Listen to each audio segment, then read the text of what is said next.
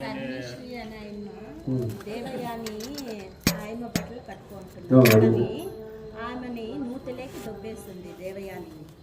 మరి అటుగా వచ్చే యయాతి ఆయమని చేయి పట్టుకొని పైకి గడ్డిలో ఉంటుంది గాలిలో తీసిన దానికి నన్ను పాణిగ్రహం చేస్తుంది అడుగుతాను దేవయాని.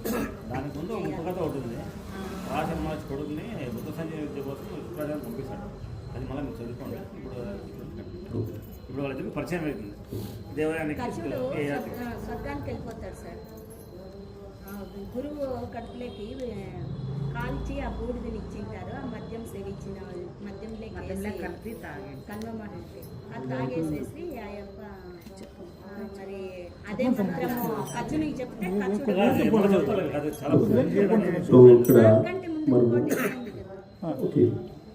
ప్రతిరోజు మనము భగవన్ నామస్మరణ చేసేటువంటి అవకాశాన్ని మనకు పరమేశ్వరుడు ఇచ్చి ఉన్నాడు. కాబట్టి పరమేశ్వరునికి మనం వేల వేల కృతజ్ఞతలు తెలియచేయాలి. ఎందుకంటే ఈ భగవన్ నామస్మరణ చేయడం అనేటువంటిది ఏదో శుక్రవారము శనివారము ఇట్లా ఉండేటువంటిది. కానీ మన బృందానికి ఈ అవకాశాన్ని భగవంతుడు ఇచ్చినాడు. రోజు పండుగ అనమాట. రోజు ఎవరు లేకపోయినా ఇక్కడ ఉండేటువంటి వాళ్ళందరూ కూడా కలిసి ఆ కార్యక్రమాన్ని ముందుకు తీసుకువెళ్ళడము అవన్నీ కూడా భగవంతుని యొక్క సంకల్పం మాత్రమే. ఎందుకంటే కొన్ని చోట్ల ఎవరైనా లేరు అనుకుంటే ఆ రోజు ఆబ్సెంట్ అయిపోతారు. అట్లా ఉండదన్నమాట. ఇక్కడ ఎవరు లేకపోయినా ఎవరో ఒకరు దాన్ని భారతాన్ని చదవడము చెప్పడము అనేటువంటిది జరుగుతుంది. అట్లాంటి అద్భుతమైనటువంటి ఇట్లాంటి అవకాశాన్ని మనం జారవిడ్చుకోకూడదు. ఎందుకంటే భగవంతుడు మనకు ఇచ్చినటువంటి వయసులో, ఎందుకంటే ఎంత ధనవంతుడైనప్పటికీ కూడా అతనికి ఎంత ధనం ఉన్నప్పటికీ కూడా తనకు పుట్టిన బిడ్డకు అతను తల్లిపాలే ఇవ్వాల్సిందే కానీ ఆయన డబ్బులతో ఏమీ ఇవ్వలేడు. ఎంతన్నా సంపాదించుకొని పుట్టిన బిడ్డ తల్లి దగ్గరే ఉంటుంది కానీ అతనికి డబ్బులు ఉన్నాయని చెప్పేసి అతను ఇది చేయడానికి వీల్లేదు. అదేవిధంగా మనం కూడా ఎంత ధనవంతులైనా, ఎంత అధికారం ఉన్నా, ఎంత పలుకుబడి ఉన్నా, ఏమున్నా మన జీవితం ఆత్మజ్ఞానం తెలుసుకోకుండా పోతే వేస్ట్ అన్నమాట. ఇది పరాకాష్ఠకు చెందినటువంటి ఒక వాక్యం. ఇది ఆత్మజ్ఞానం మనం తెలుసుకోకపోతే మనము ఈ శరీరంలోకి వచ్చిండేది వేస్ట్ అని చెప్పేసి శాస్త్రాలు చెప్తాయన్నమాట. కాబట్టి ఆత్మజ్ఞానం వైపు రావాలి అందరూ కూడా. ఎందుకంటే మనకు చైతన్యాన్ని ఇస్తున్నది అదే. మనం ఈరోజు శరీరంతో నడుస్తున్నాము, పాడుతున్నాము, అనేక రకాలైనటువంటి పనులను చేస్తున్నాము. ఇవన్నీ కూడా సాక్షిభూతమై చూస్తామన్నమాట. ఆత్మ సాక్షిభూతమై చూస్తూ ఉంటుంది. మనది లెక్క వేస్తూ ఉంటుంది. తప్పులు ఒప్పులు అన్నీ కూడా లెక్క వేసి నెక్స్ట్ వీడికి ఏం జన్మ ఇవ్వాలా అని డిసైడ్ చేస్తుంది అన్నమాట. సాక్షిభూతంగా చూస్తూ ఉంటుంది. కాబట్టి ఇట్లాంటి ఆత్మజ్ఞానాన్ని తెలుసుకునేటువంటిదే ఇవన్నీ కూడా. ఇలాంటి ఆత్మజ్ఞానాన్ని తెలుసుకోవడం వల్ల మనము ఆనందంగా ఉండడం జరుగుతుంది అన్నమాట. ఎందుకంటే వేరే ఏమైనా చేసినప్పుడు కొద్ది వరకు ఆనందం కలగవచ్చు, కానీ ఆత్మజ్ఞానం ఉండేటువంటి వాడికి నిరంతరము ఆనందంగా ఉంటుంది. భగవద్గీతలో శ్రీకృష్ణుడు చెప్పినాడు ఏమని, నాకు జ్ఞానికి పెద్దగా డిఫరెన్స్ ఉండదు అని చెప్పి. జ్ఞానవంతుడు నేను ఒకటే అని చెప్పినాడు. కాబట్టి ఆ విధంగా మనం ఆత్మజ్ఞానాన్ని ఈ కథల రూపంలో, మనకు విశేషమైనటువంటి కథల రూపంలో వాళ్ళ ఆత్మజ్ఞానాన్ని దాచుంచినారు. ఇందులో ఈ కథలో ఉండేటువంటి అర్థాన్ని పరమార్థాన్ని మనం తెలుసుకోగలిగితే మనకు ఆత్మజ్ఞానం అనేటువంటిది లభిస్తుంది. అప్పుడు మనకు భూత భవిష్యత్ వర్తమాన కాలాలన్నీ తెలిసిపోతాయి అన్నమాట. మన భూతకాలం తెలిసిపోతుంది, మన భవిష్యత్ కాలం కూడా తెలిసిపోతుంది అన్నమాట. అందుకే వాళ్ళు ఆనందంగా ఉంటారన్నమాట. మనకు ఈరోజు భూతకాలం గురించి అయిపోయింది. భూతకాలము అనుకుంటే మనకు భయం అవుతుంది. భవిష్యత్ అనుకుంటే రోగాలు వస్తాయి. భవిష్యత్ అనుకుంటే రోగాలు వస్తాయి. మనకి భూతకాలాన్ని అనుకుంటే భయం అయిపోతుంది. కాబట్టి ఆ విధంగా ఆ రెండింటికి అతీతంగా ఉండేటువంటి జ్ఞానాన్ని మనం తెలుసుకోవాలి. అందుకోసమే ఉద్ధరే ఆత్మాద అవసాదయత్ అంటాడు. ఆత్మన్యో ఆత్మనో బంధు ఆత్మనో రుపురాత్మన అంటారు.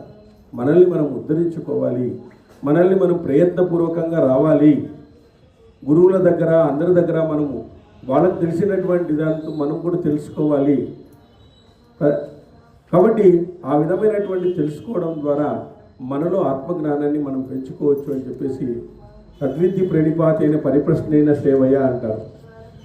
కాబట్టి ఆ విధంగా పరిప్రశ్నలు వేయడం ద్వారా, అంటే మన జీవితానికి సంబంధించినటువంటి ఇట్లాంటి పరిప్రశ్నలు వేయడం ద్వారా అనేకమైనటువంటి ఇక్కడ వైశంపాయనికి అనేక మంది ప్రశ్నలు వేస్తున్నారు. ఆ ప్రశ్నలన్నిటికీ ఆయన ఓపికగా సమాధానం చెప్తున్నారు అన్నమాట. ఇట్లా శుక్రుడు ఇలా అన్నాడు, నా విద్య తిరుగులేనిది, దాని ఫలితమే కదా ఈ నా ఐశ్వర్యము, దైన్యము, కుటిలత్వము, అధర్మ ప్రవృత్తి నాకు లేవు. పరుల నిందలను సహించేవాడు ఈ సర్వ జగత్తును జయించగలడు. చూడండి, మనము నిందలకు పరుల నిందలను సహించేటువంటి వాడు ఈ సర్వ జగత్తును జయించగలడు. పరుల నింద మన మీద ఎన్నో నిందలు వేస్తుంటారు అందరూ కూడా. దాన్ని మనం సహించగలిగితే ఈ సమస్త ప్రపంచాన్ని కూడా మనం జయించినటువంటి వారం అవుతాం. కాబట్టి ఆ పరనిందను మనం పట్టించుకోకూడదు. ఈరోజు ఏమన్నా అన్నారనుకోండి, మనం పట్టించుకొని మన జీవితాన్ని వేస్ట్ చేసుకుంటాం. ఒకసారి ఏదన్నా అన్నారనుకోండి, మనకి అయ్యో అట్లన్నారే ఇట్లన్నారే అని చెప్పేసి దాన్ని ఆలోచించుకుంటూ మన జీవితంలో మనం మార్పులు చేసుకోకుండా ఉంటాం. ఇంకా ఇప్పుడు ఏనుగు పోయేటప్పుడు కుక్కలన్నీ మరుగుతూ ఉంటాయి. ఏనుగు పెద్ద పట్టించుకోదు. ఏనుగు పట్టించుకోయిందంటే కుక్కలు ఒకటి ఉండవు. ఏనుగు అనుకోయిందంటే కాలుతో కొట్టేస్తుంది అనమాట. కాబట్టి మనం ఎలా ఉండాలంటే నిందాస్తుతులకు లొంగకూడదు అనమాట. నిందాస్తుతులకు లొంగకూడదు. స్థుతి చేసినా లొంగకూడదు, నింద చేసినా లొంగకూడదు. అది రెండు ప్రమాదమే అనమాట. నిందాస్తుతులకు మనం లొంగకూడదు, ఆత్మస్థుతి రెండు ఉండకూడదు అని చెప్తారు. గుర్రాన్ని నిగ్రహించినట్లుగా పొంగిపోయే క్రోధాన్ని నిగ్రహించినటువంటి వాడే సారథి అని సత్పురుషులు అంటారు. ఎవరైతే క్రోధాన్ని నిగ్రహించగలిగినాడో వాడే నిజమైనటువంటి సారథి. గుర్రాన్ని నిగ్రహిస్తాడు. గుర్రాన్ని నిగ్రహించాలంటే చాలా కష్టం. అలాంటి వ్యక్తి కోపాన్ని కూడా, క్రోధాన్ని కూడా నిగ్రహించినటువంటి వాడే సరైనటువంటి సారథి అని చెప్తారు. కేవలం కళ్ళెం పట్టుకున్నంత మాత్రాన సారథి కాడు. కేవలం మనం కళ్ళెం పట్టుకున్నంత మాత్రాన మనం సారథులకు కాము. దానికి అనేక రకాలుగా మనకు దానికి ట్రైనింగ్ అనేటువంటిది ఉండాలి. అంతే, ట్రైనింగ్ ఉండాలి. గుర్రం మీద పోవాలన్నా కూడా, గుర్రం నడపాలన్నా కూడా దానికి అచంచలమైనటువంటి ట్రైనింగ్ ఉండాలి. ఊరికే వచ్చేదానికి కాదు. అదేవిధంగా మనం కోపాన్ని నిగ్రహించుకోవాలన్నా కూడా మనకు జ్ఞానం అనేటువంటిది ఉండాలి. అనవసరంగా కోపాన్ని తెచ్చుకోకూడదు. అనవసరంగా ఆవేశంతో మనం అనేక విషయాలు కొండంత సహనము, ఘోరంత సహనము కొండంత ప్రమాదాన్ని తీసేస్తుంది అన్నమాట. కొండంత ప్రమాదాన్ని మనకు తీసేస్తుంది. కొంత సహనం వహిస్తే మనలో ఆ క్రోధం అనేటువంటి తగ్గిపోతుంది. కాబట్టి ఆ క్రోధాన్ని మనం ఎప్పుడైతే మనం జయించగలుగుతామో అదే మనకు సహనం అవుతుంది. కాబట్టి క్రోధం అనేటువంటిది ఉండకూడదు. పరునిందనలు సహించాలి. పరులు అట్లే ఎవరిని వదలరు. అందరినీ అంటుంటారు. పరనింద చేస్తుంటారు, ఆత్మశుద్ధి చేస్తుంటారు, పరనింద చేస్తుంటారు. దాన్ని ఎప్పుడు కూడా మనం పట్టించుకోకూడదు అనమాట. ఆ విధంగా ఉండాలి. చెలరేగే క్రోధాన్ని సహనంతో తొలగించిన వాడు ఈ సమస్త జగత్తును జయిస్తాడు. చూడండి, చెలరేగే క్రోధాన్ని సహనముతో తొలగించినటువంటి వాడు ఈ సమస్త జగత్తును కూడా జయిస్తాడు. చూడండి, దీంట్లోనే ఉంది ఆత్మజ్ఞానం అంతా కూడా. ఎవరైతే క్రోధాన్ని జయిస్తారో, క్రోధాద్భవతు సమ్మోహాత్ స్మృతి విభ్రమో బుద్ధినాశో ప్రణశ్యంతి అంటాడు భగవద్గీతలో. క్రోధాద్భవతు, క్రోధం వల్ల బుద్ధి నాశనం అయిపోతుంది. నీకు క్రోధం వల్ల పూర్తిగా బుద్ధి నాశనం అయిపోతుంది. వాడు ఎవరితోనూ మాట్లాడలేడు, ఎవరితోనూ మృంగిల్ కాలేడు. కోపం ఉండేటువంటి వాడు ఎవరితోనూ మృంగిల్ కాలేడు. చెప్పినా అర్థం చేసుకోడు. నలుగురితో మాట్లాడలేడు, నలుగురితో హాయిగా నవ్వలేడు. కాబట్టి ఆ క్రోధాన్ని మనం జయించాలి. అందరూ కూడా క్రోధాన్ని మనం జయించాలి. చెలరేగే క్రోధాన్ని సహనముతో తొలగించినటువంటి వాడు ఈ సమస్త జగత్తును జయిస్తాడు. చూడండి, సమస్త జగత్తును జయిస్తాడు అన్నమాట. ఆ క్రోధం అనేటువంటిది ఎలా ఉంది? ఒకసారి అలెగ్జాండర్ పోతూ ఉన్నాడంట. పోతూ ఉంటే ఆయనకి ఒక ఋషులు ఒక ఆయన ఉన్నాడంట. అందరూ నమస్కారం చేస్తున్నారంట. ఆయన ఋషి నమస్కారం చేయలేదంట. అప్పుడు సైనికాధికారిని పిలిచినాడంట. పిలిచి ఆ ఋషి నాకు నమస్కారం చేయలేదు. అప్పుడే అలెగ్జాండర్కి వచ్చేటప్పుడే చెప్పినాడు, వాళ్ళ గురువు చెప్పినాడు. వాళ్ళ గురువు చెప్పి ఏమని చెప్పినాడంటే, ఇండియాలో నువ్వు ఎవరి జోలికన్నా పో, సాధువుల జోలికి పోవద్దు అని ముందే చెప్పినాడు. ఇండియాలో ఎవరి జోలికన్నా పో, రాజుల జోలికి ఎక్కడన్నా పో, నువ్వు సాధువుల జోలికి మాత్రం పోవద్దని చెప్పినాడు. కాబట్టి ఆయన దగ్గరికి వస్తే సైనికాధికారిని అడిగితే అప్పుడు ఆయన ఏం పట్టించుకోలేదు. అలెగ్జాండర్ వచ్చినాడు. వచ్చి ఆయన నిన్ను చంపేస్తానన్నాడు. చంపు అన్నాడు. చంపు, నువ్వు చంపితే నేను చచ్చేవాడిని కాదు, నా ఆత్మ శాశ్వతము అన్నాడు. నువ్వు ఈరోజు నన్ను శరీరంతో చంపొచ్చు నువ్వు, కానీ నా ఆత్మ శాశ్వతము. నువ్వు పక్కకు తప్పుకో, నేను సూర్యునికి అర్ఘ్యం ఇయ్యాలన్నాడు. అంటూనే ఆయనకు ఒక రకంగా అయిపోయింది. అట్లా అంత నిబ్బరంగా నేను చచ్చేవాడిని కాదు, నేను ఆత్మజ్ఞాన్ని, నేను ఆత్మస్వరూపాన్ని, దాన్ని ఎవరు చంపలేరు. అగ్ని చంపలేదు, నీటి తడపలేదు, అగ్ని కాల్చలేదు, ఎవరు ఏది చేయలేరు అని చెప్పేసి ఆ విధంగా సమాధానం ఇస్తే ఆయన బిత్తరపోయినాడు అసలు. అందుకే ఆయన చచ్చేటప్పుడు చూడండి, నా చేతుల్ని ఇట్లా వేసి తీసుకోండి అని చెప్పినాడు. నేనేమి ప్రపంచం నుంచి ఏమీ తీసుకుపోలేదు, ఇంత జయించినప్పటికీ కూడా అని ఇట్లా చేతులు పెట్టి నన్ను తీసుకుపోండి. తర్వాత నాకు డాక్టర్స్ ఉన్నారే, ఎవరైనా ట్రీట్మెంట్ చేసిన వాళ్ళందరూ కూడా నా శవం వెనుకంటే రమ్మన్నారు. ఇంతమంది డాక్టర్లు ఉన్నా నన్ను రక్షించలేకుండా పోయినారు అని. తర్వాత నేను పోయేటప్పుడు చిల్లర ఇసురుకుంటా పోండి, ఈ డబ్బులేమీ నాకు పనికి రాలేదు నా ఆయుష్కి అని నా వీలునామా రాసుకున్నాడంట. నేను చనిపోయేటప్పుడు ఈ 3 నాకు చేయండి, నా చేతులు ఇలా పెట్టండి, నన్ను ట్రీట్ చేసిన డాక్టర్లందరినీ కూడా నా వెనక రమ్మనండి, చిల్లరంతా ఇసురుకుంటా పోండి, కరెన్సీ నోట్లంతా ఇసురుకుంటా పోండి, నేను చేయలేదు, నేను ఏమీ సాధించలేకుండా పోయినాను, నేను ఉత్త చేతులతో పోతున్నానని ప్రపంచానికి ఒక సందేశాన్ని ఇచ్చినాడు అన్నమాట. కాబట్టి మనమందరం ఉత్త చేతులతో వచ్చినాం, ఉత్త చేతులతోనే పోతాం, ఉత్త చేతులతోనే వచ్చినాము. మనమంతా ఉత్త చేతులతోనే పోతాం. ఏమి తీసుకుపోయడానికి అవకాశం లేదు. ఉంటే దానం చేస్తే దాన్ని తీసుకోవచ్చు, ఈ ధర్మ కార్యాలు చేస్తే ఇట్లాంటివి తీసుకుపోవచ్చు. ఏదో జ్ఞానం ఉంటే ఆ జ్ఞానం ద్వారా భగవంతుడు మంచి జన్మను మనకి ఇవ్వచ్చు. జ్ఞానం ఇస్తే అంత జన్మను మనకి ఇవ్వచ్చు. కాబట్టి ఆ విధమైనటువంటి క్రోధాన్ని జయించగలిగినటువంటి వాడే, అలాంటి పరనిందను సహించినటువంటి వాడే సమస్త జగత్తులో కూడా కీర్తించబడతాడు, సమస్త జగత్తును కూడా జయిస్తాడు అని చెప్పేసి అద్భుతమైన సందేశాన్ని ఇచ్చినాడు. పాము కువిసం విడిచినట్లు పొంగి వచ్చే కోపాన్ని సహనంతో తొలగించినటువంటి వాడే నిజమైన పురుషుడు వాడే. ఎందుకంటే పాము కువిసం విడుస్తుంది, కువిసం విడిచినప్పుడు పొంగిపోయే కోపాన్ని సహనంతో తొలగించినటువంటి వాడే సహనం పట్టల్ల. ఎందుకంటే మనకు సహనం లేదు ఈరోజు. ఆ సహనం ఉంటే అనేక విషయాలను మనం సాధించగలుగుతాం. కాబట్టి ఆ సహనం లేదు, విపరీతంగా మాట్లాడేస్తాం, ఇమ్మీడియట్గా మాట్లాడేస్తాం. మన మాటల వలన ఎంతమంది ఎన్ని రకాల మనసుల్లో వాళ్ళ యొక్క విద్వేషాలు వస్తాయి. చిన్న మాటతో కొన్ని సంసారాలు విడిపోయినటువంటి సందర్భాలు కూడా ఉన్నాయి, చిన్న మాటతో కలిపినటువంటి సందర్భాలు కూడా ఉన్నాయి.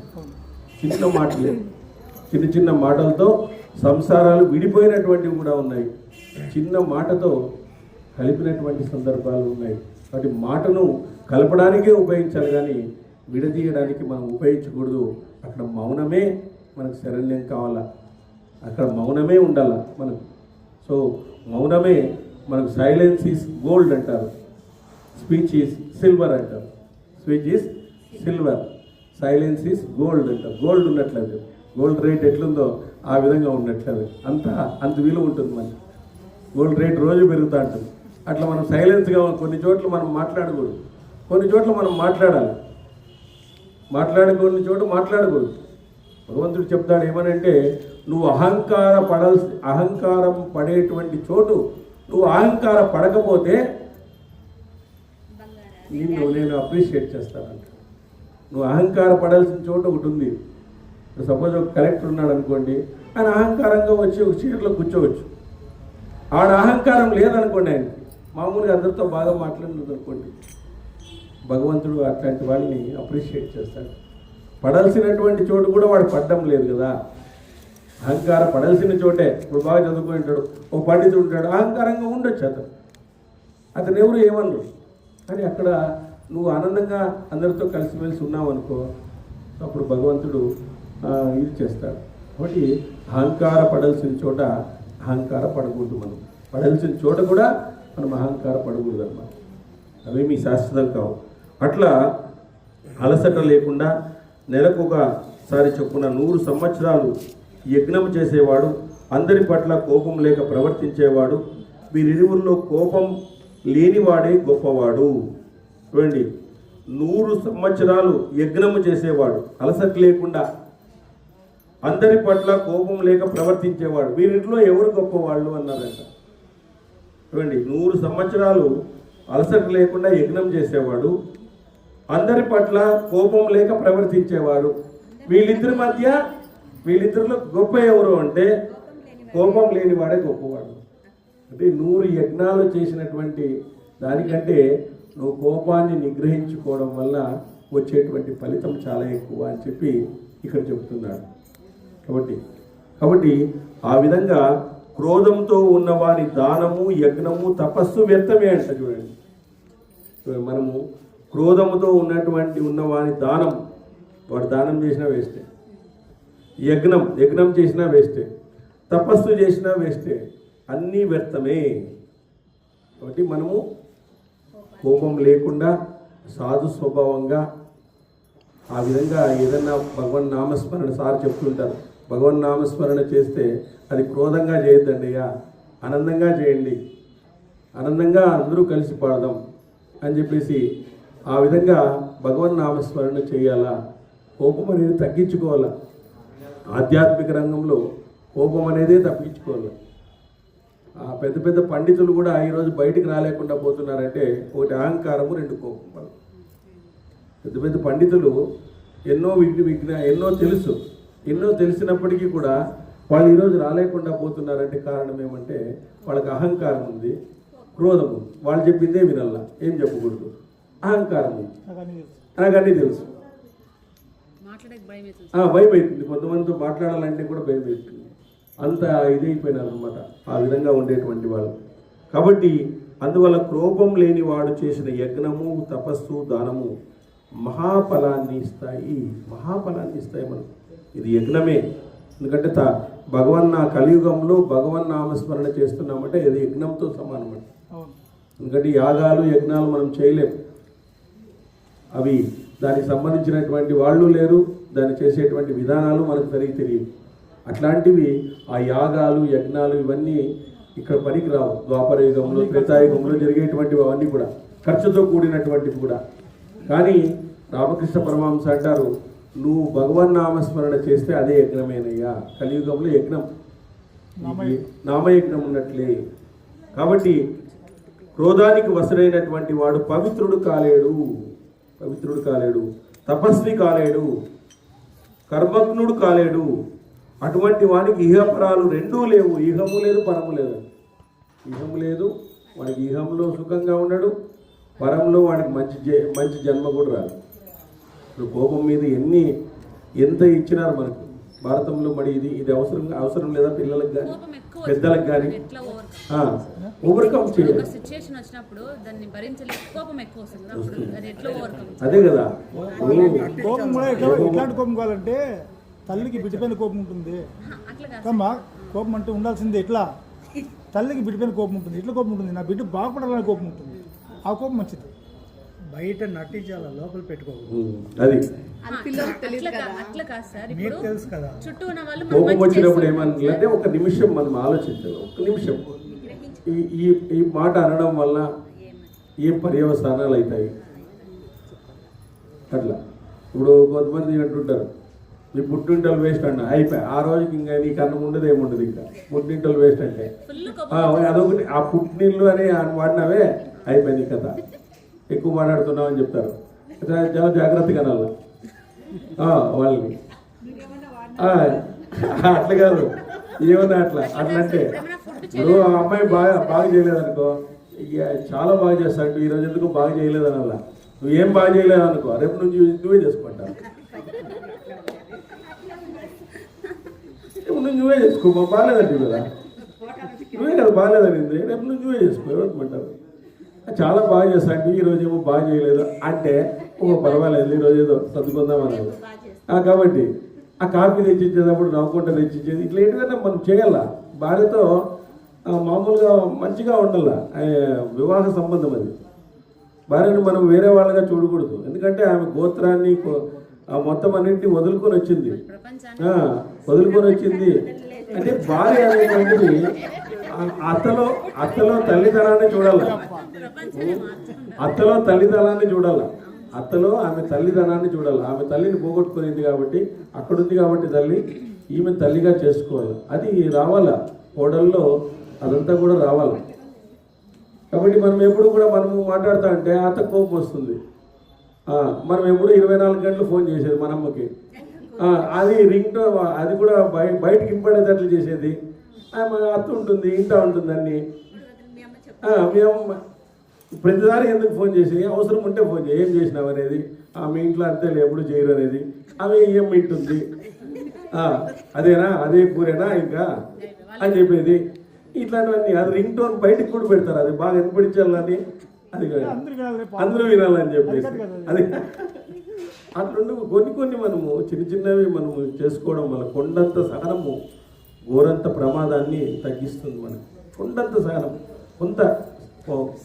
కొంచెం సహనం పాటిస్తే అన్నీ తెలిసిపోతాయి అన్నమాట అన్నీ ఇదైపోతాయి అన్నీ కరిగిపోతాయి కాబట్టి ఘోరంత సహనం ఉంటే కొండంత దుఃఖాన్ని కూడా మనం మింగేయచ్చండి ఆ సహనము అనేది చాలా అవసరం ఆ సహనం లేనటువంటి వాళ్ళు ఈ ఆధ్యాత్మికతకు పనికిరారు ఆధ్యాత్మికతలో నేర్చుకోవాల్సిందే సహనంగా ఉండడం అహంకారం వెళ్ళిపోవడం శాంత స్వభావాన్ని కలిగి ఉండడం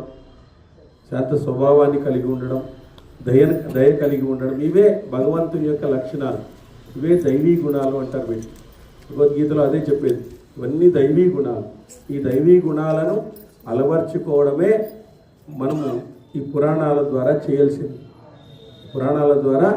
చేయాల్సింది అదే మరి ఆ క్రోధాన్ని ఇవన్నింటినీ కూడా చూడండి ఇక్కడ క్రోధానికి వశమైన వాడు పవిత్రుడు కాడు తపస్వి కాదు కర్మజ్ఞుడు కాదు అటువంటి వాడికి ఇహపరాలు రెండూ లేవు నిత్యము కోపించే స్వభావం ఉన్నవానికి పుత్రుడు సేవకుడు మిత్రుడు భార్య ధర్మము సత్యత్వము ఇవన్నీ దూరంగా వెళ్ళిపోతాయి ఇవన్నీ దూరం అయిపోతాయి విపరీతంగా కోప స్వభావం ఉండేటువంటి వానికి పుత్రుడు సేవకుడు మిత్రుడు సహుడు భార్య ధర్మం ఎందుకంటే మనం ఏం చేస్తామంటే ఈ క్రోధం అంటే ఏమి ఎక్స్పెక్టేషన్ చేస్తామన్నమాట more expectation is more frustration అంటారు ఇప్పుడు నువ్వు ఇంటికి వస్తేనే భార్య నన్ను వాకిల్లోనే పలకరించాలా ఆయన మీద పని చేసుకుంటా అంటుంది నీకు వాకిల్లో రావాలంటే ఎట్లా వస్తుంది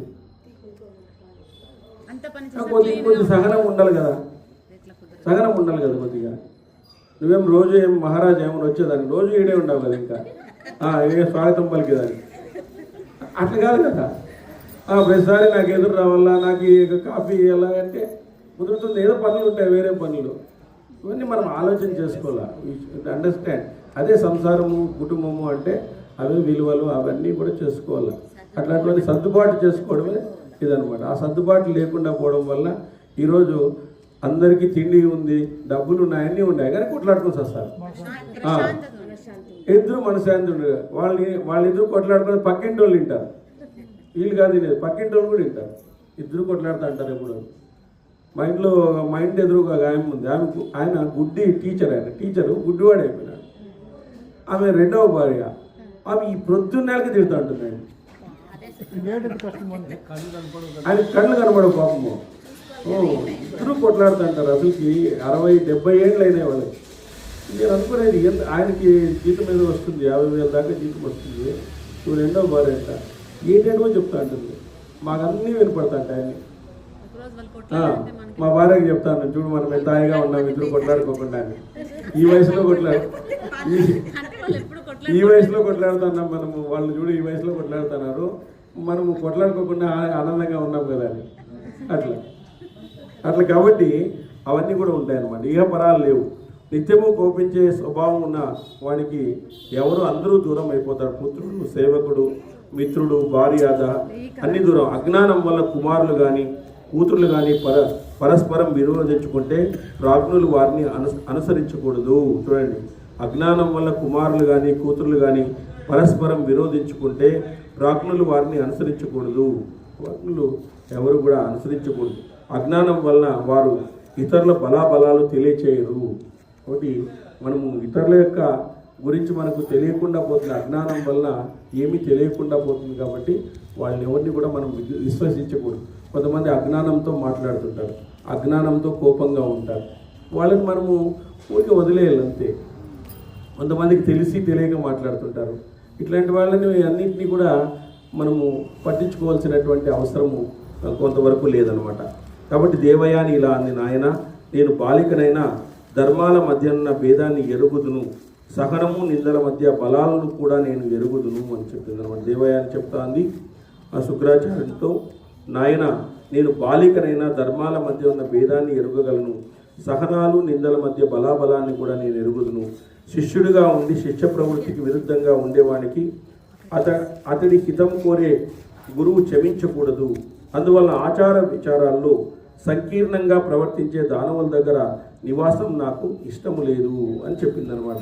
శిష్యునిగా ఉండి శిష్య ప్రవృత్తికి విరుద్ధంగా ఉండేవానికి హితము కోరకూడదు.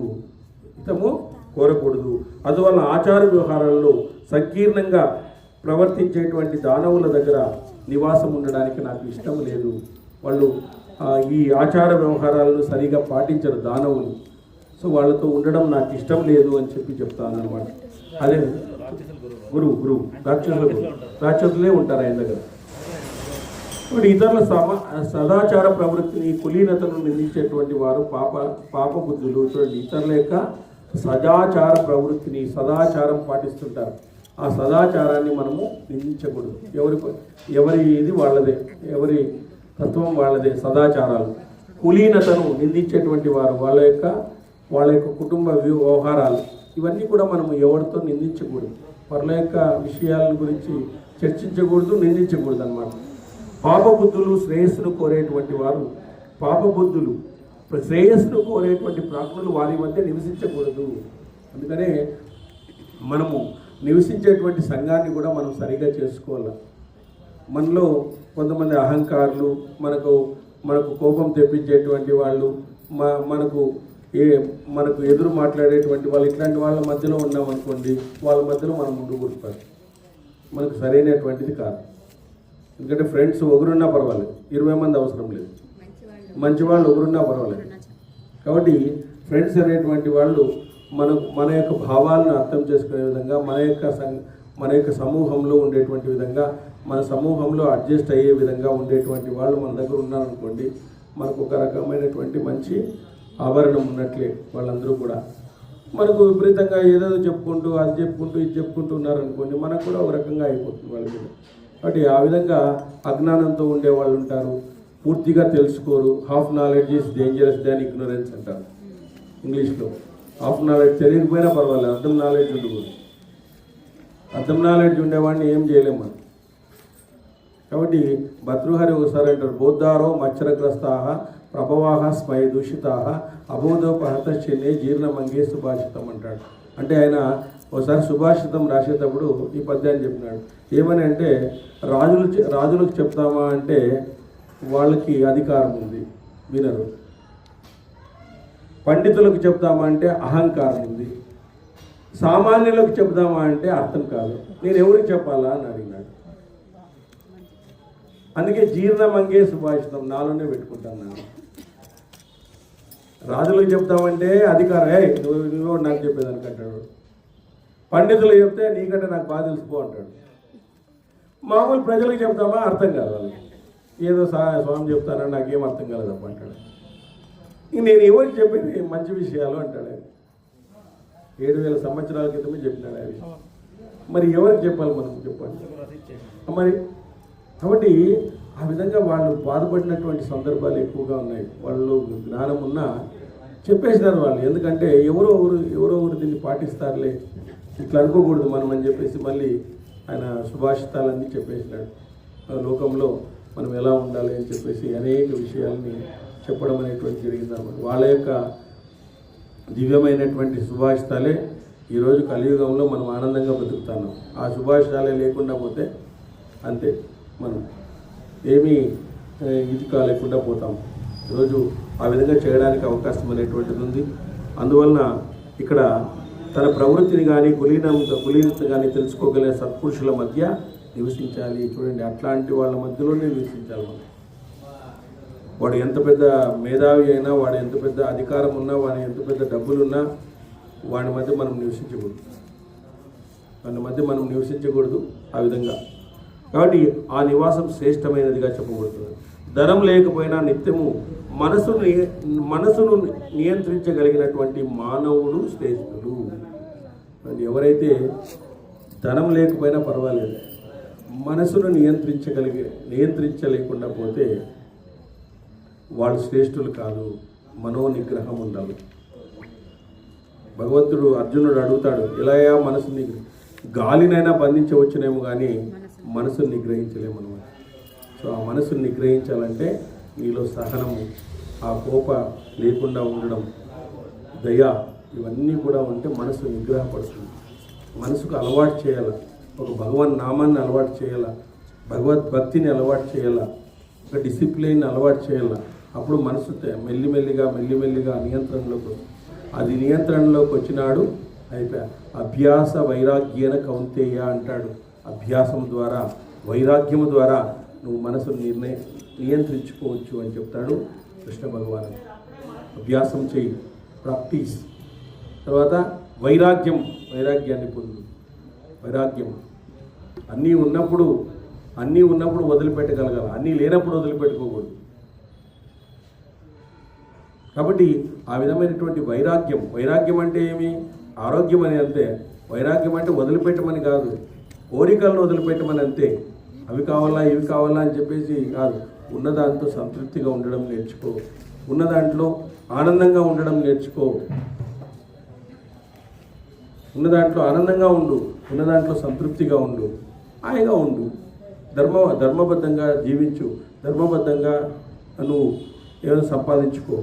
దాన్ని ఎవరు వద్దనరు. ధర్మబద్ధంగా జీవించు, ధర్మబద్ధంగా సంపాదించుకో, ఆనందంగా ఉండు. ఒకరిని చూసి కంపేర్ చేసుకోవద్దు. వేరే వాళ్ళని చూసి కంపేర్ చేసుకున్నావు అనుకో అయిపోయా. ఇప్పుడు నువ్వు బాగా ఇల్లు కట్టింటావు, ఎవరన్నా వస్తారు నీ దగ్గరికి వచ్చి వాళ్ళ ఇల్లు మాదిరి మీది లేదన్నావు అనుకో అయిపోయా. నీకు వాళ్ళ ఇల్లు మాదిరి నీది ఎందుకు ఉంటుంది? నీ ఇల్లు నువ్వు కట్టుకో, వాళ్ళ ఇంట్లో ఎందుకు పోల్చుకుంటావు? కాబట్టి మనం కంపేర్ చేసుకోకూడదు, కంపారిజన్ చేసుకోకూడదు. ఎవరి దగ్గర మనము కంపారిజన్ చేసుకోకూడదు. మన లైఫ్ అంతే, మన లైఫ్ స్టైల్ ఇది అని చెప్పేసి మనము ఉండాలి. అంతేగాని వాడట్లా చేసినాడు, వీడట్లా చేసినాడు, వాళ్ళకి అంతమంది ప్రవచనానికి అంతమంది జనం ఎంతమంది అన్నారు, నీకే అలావన్నీ నువ్వు చెప్పు. నీలో మంచి తనం ఉంటే అందరూ వస్తారు వినడానికి. కాబట్టి మనకు భగవంతుడు ఇస్తాడు అవన్నీ కూడా. ఆ విభూతి అంటారు దాన్ని.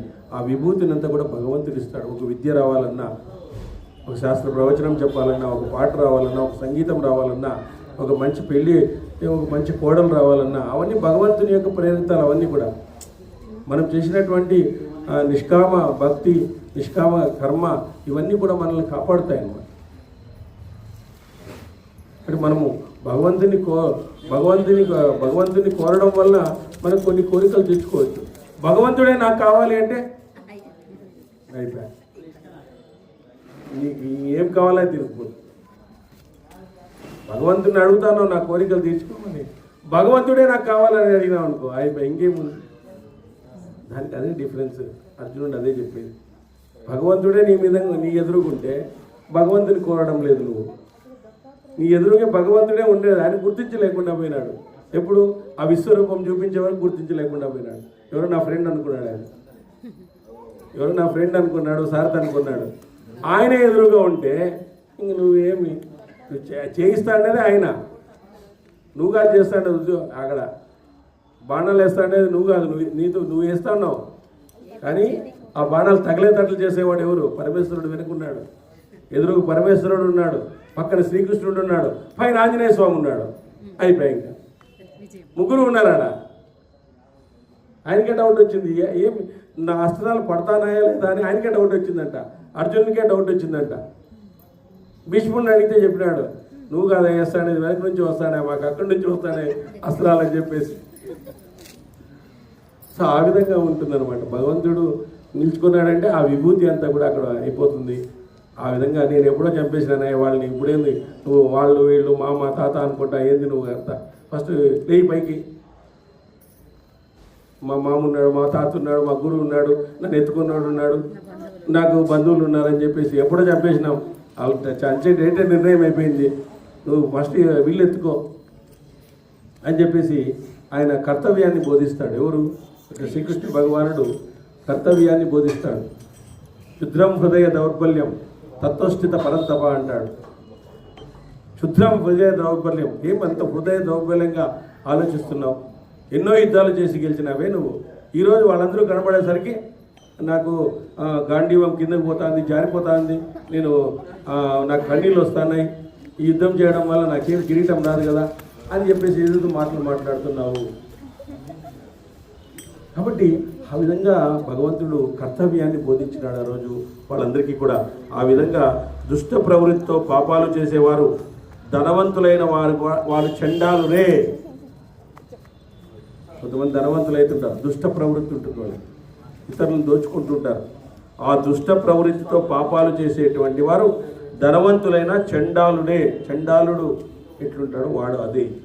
కాబట్టి కారణం లేకుండా ఇతరులను ద్వేషించేవాడు, ఇతరులను నిందించేవారు పాపాత్ములు. కారణం లేకుండా ఎవరిని మనం నిందించరాదు, ఎవరిని ద్వేషించరాదు. వారితో సత్పురుషులు అతలకే నివసించరాదు. సత్పురుషులు ఎవరు ఉండకూడదు. వారితో కలిస్తే ఇతరులు కూడా పాపాత్ములు అవుతారు. అట్లాంటి వాళ్ళతో కలిస్తే మనం కూడా పాపాత్ములు అవుతాం. కాబట్టి మానవుడు సుకృతంలో కానీ దుష్కృతంలో కానీ ఆసక్తుడైతే తప్పనిసరిగా దాని ఎంతతరానికి దృఢమైనటువంటి ప్రీతి కలుగుతుంది. అందువల్ల దోష ప్రీతి కలిగి ఉండకూడదు. అగ్ని కోరేవారు అరణి మరించినట్లుగా వృషప్రవుని కూతురు పలికిన ఘోరమైన తప్పు మాట నా హృదయాన్ని మరిస్తూ ఉంది. కాబట్టి ఇంతకంటే మిక్కిలి దుఃఖకరమైంది వేరొకటి ఈ మూడు లోకాల్లోనూ లేదు. పరుషమైన మాట మర్మాలను ఛేదిస్తుంది. సందేహం లేదు, సజ్జనులు మిత్రులు వారితో స్నేహం చేయరు. సంపద లేకుండా తేజరెళ్తున్న శత్రువుల సంపదను ఆరాధించేవారు సంపద లేకుండా తేజరెళ్తున్న శత్రు సంపదను ఆరాధించేటువంటి వాడు మరణించడం మంచిది అని చెప్తున్నారు. చూడండి ఇక్కడ సంపద లేకుండా ఆ తేజరెళ్తున్నటువంటి వాడు శత్రువులతో కలిస్తే నాకు డబ్బులు వస్తాయి కదా అని మనం అనుకున్నాం అనుకోండి, వాడు మరణించడం మంచిది. ఇక్కడ శత్రువులతో మనం కలవకూడదు. శత్రువులు అంటే ఏమి? మన భావాలను వ్యతిరేకించేటువంటి వాళ్ళు, అంటే వాళ్ళే శత్రువులు. వాళ్ళతో మనం కలవకూడదు. ఆ విధంగా నీచులతో కలిసి మనుషుడు మెల్లమెల్లగా అవమానాన్ని పొందుతాడు. నీచులతో కలిస్తే ఉండకూడదు. మన గౌరవం లేని చోట ₹1,00,000 ఇస్తామన్నా మనం పోకూడదు అనమాట. నేను రానని చెప్పాను. కాబట్టి నోటి నుంచి వెలువడ్డ వాగ్బాణాలు తగిలిన వాడు రాత్రి వాళ్ళు దుఃఖిస్తాడు, చాలా దుఃఖిస్తాడు. వాడికి ఒక ఏజ్ వచ్చిన తర్వాత వాడు అన్నీ అనుకుంటాడు, అయ్యో ఈ విధంగా మాట్లాడకూడదు, ఆయన్ని ఈ విధంగా మాట్లాడే కదా ఇంతమంది నాకు దూరం అయిండేది అని చెప్పేసి ఎంతో కుమిలిపోతాడు అనమాట మనసులో. కాబట్టి మాట్లాడేటప్పుడు మనం జాగ్రత్తగా ఉండాలా. ఎందుకంటే మనం మాట్లాడినటువంటి మాట, విడిచినటువంటి శరము, కోల్పోయినటువంటి సమయం, ఈ మూడు వెనక్కి రావు. కోల్పోయినటువంటి సమయం వెనక్కి రాదు. బాణం విడిచేసినా మనకు అయిపోయింది, వెళ్ళిపోతుంది. మాట్లాడినటువంటి మాట మళ్ళీ తిరిగి రాదు. కాబట్టి మనం మాట్లాడేటప్పుడు చాలా జాగ్రత్తగా మాట్లాడాలని చెప్తుంది. నోటి నుంచి వెలువడ్డ వాగ్బాణాలు తగిలిన వాడు రాత్రింబవళ్ళు దుఃఖిస్తాడు. శస్త్రం వల్ల, విషం వల్ల, అగ్ని వల్ల కలిగిన దుఃఖము మెల్లిమెల్లిగా అనుభవంలోకి వస్తుంది. అందుచే పండితుడు పరుల మీద వాగ్బాణాలు విడవకూడదు. శస్త్రం వల్ల ఏదో తగిలిందనుకోండి, విషం వల్ల, అగ్ని వల్ల ఏదో జరిగిందనుకోండి, కొంత పర్వాలేదు. కానీ బాణాలచే పరుల మీద వాగ్బాణాలు విడవకూడదు. బాణాలచే కానీ గొడ్డలచే కానీ నరకబడిన వనం మళ్ళీ మెలకెత్తుతుంది. కానీ భయంకరమైన కటువైన వాక్కుతో గాయపడిన హృదయం మళ్ళీ సహజంగా వికసించదు. ఇప్పుడు మనం ఒక చెట్టును నరకేసినామనుకోండి, అది వికసిస్తుంది. కానీ మాటలతో మనం భయంకరమైనటువంటి మాటలతో హృదయాన్ని, ఎదుటి వాళ్ళ హృదయాన్ని గాయపరిచినామనుకోండి, వాడు మళ్ళీ సహజంగా మనతో ఆ విధంగా మాట్లాడలేడు. మన మధ్య ఇంకా స్నేహం అనేటువంటిది ఉండదు, సహజంగా వాడు మాట్లాడలేడు. కాబట్టి మనం మాట్లాడేటువంటి మాట చాలా పవిత్రంగా ఉండాలి. మనం చేసేటువంటి కర్మ ఇవన్నీ కూడా పవిత్రంగా ఉండాలి. అహంకారం లేకుండా ఉండాలి. కోపాన్ని నిగ్రహించుకోగలగాలి. ఇవన్నీ మనం నిగ్రహించుకొని దుష్టులకు దూరంగా ఉండి మంచి మిత్రులను మనం చేసుకొని ఈ లోకంలో మనకు కావాల్సినటువంటి దాన్ని ఆత్మజ్ఞానం ద్వారా మనము భగవంతుని చేరేటువంటి మార్గాన్ని అనుసరించాలని చెప్పేసి ఇక్కడ చెప్తాను. హరి ఓం స్వస్తి. సర్వమంగళ